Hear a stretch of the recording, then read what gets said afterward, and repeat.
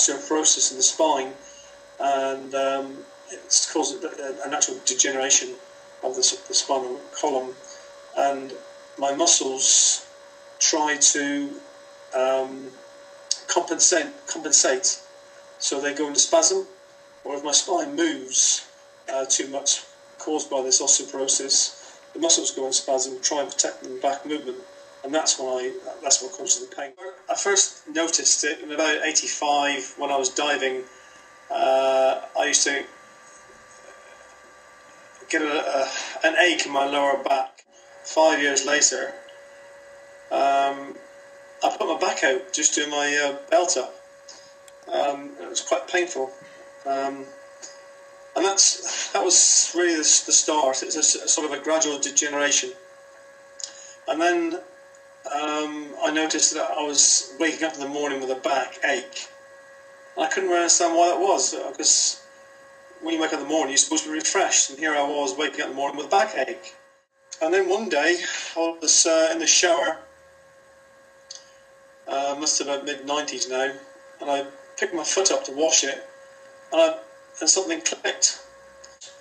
I was in so much pain, I was actually crying with it, and I had to be helped into the surgery by a worker who was a builder there. And I found that very embarrassing, actually. I spent 2 weeks on my back, doing exercise every hour.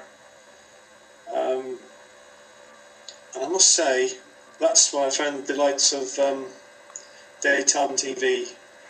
And after about the second day, I thought, I can't stand this TV anymore. Of course, I couldn't read either, because I was on my back, and my arms would go to sleep. Now, actually, on a day-to-day basis, it doesn't cause me any trouble unless I bend over for extended periods. If I'm working, say, on the bike, I find that my back starts to ache. I can't maintain that position. I've got to stand up. I can lift okay. I still go diving, but I've got to be conscious of I've got to treat with respect. Occasionally, if I bend down, I can put it out, but I've managed to forestall the periods of when I put the back out by physical exercise. I now walk to work. That's strengthened my back, and the episodes now are not so often.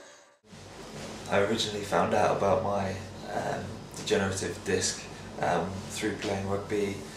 I was finding at half-time in matches particularly, it was getting pretty sore when I was coming in, sitting down, and the body was cooling down a bit. And then I always found that going out in the second half was quite tricky. It took me about 20 minutes to actually feel comfortable enough to play to a reasonable standard. So obviously that was a problem.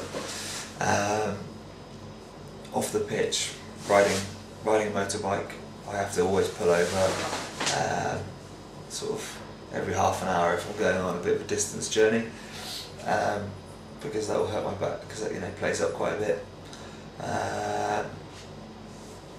Early on, when I first started to get these problems, I used to take a hot water bottle everywhere with me where I go, and found that heat loosened it up a little bit. But the main help was knowing how to prevent it happening, rather than trying to solve the actual problem when it was happening. I'd find that I generally have to sleep with a pillow stuffed under certain parts of my body quite often, under one side of my bum cheek or under my back, and I can't be laying in the same position for a long period of time. So I sort of toss and turn quite a bit in my sleep due to my bad back, and yeah, that doesn't help me too much. Yeah, core stability is what I use to, the best way I can use to sort of help take away some pain when I get the back pain, because it sort of switches on my core, which counteracts the pressure on my back. It sort of takes the pressure off my back a bit and gets me working my stomach muscles a bit to keep me stable. We've got a variety of equipment. We've got the bikes, treadmills people can get onto quite easily. We've got a SciFit arm cycle machine, so for people with particularly with lower limb problems, that they can then use their arms to and get a good cardiovascular exercise. Yeah. We have, say, people in wheelchairs who come and use the cable machines. They can be varying heights, different attachments onto it, and they find those really useful, as well as the dumbbells and free weights. They're still able to use those. Might have slightly limited on the movement, but they're still able to do quite a bit with them as well. You certainly have at least 2 people regularly who come in wheelchairs. Have other people who have had strokes with limited movement, and they're still able to move with some with a limp, or they're having to use walking sticks, but they're still coming in. So probably roughly 5 or 6 regular people that you'd count as like a sort of disabled person. There might be more that count them that are registered disabled, but you wouldn't necessarily think they're sort of suffering from any major problems.